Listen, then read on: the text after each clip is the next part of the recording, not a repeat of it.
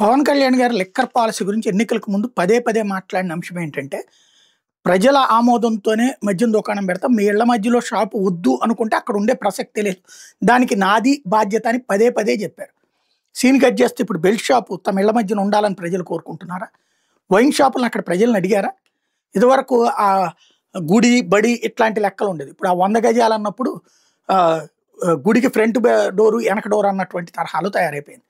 ఇప్పుడు బేసిక్‌గా ప్రజల్ని వాళ్ళంతట వాళ్ళైతే గనక ఇప్పుడు పుత్తూరులో నిన్న మహిళలు ఒక ఉద్యమం చేశారు.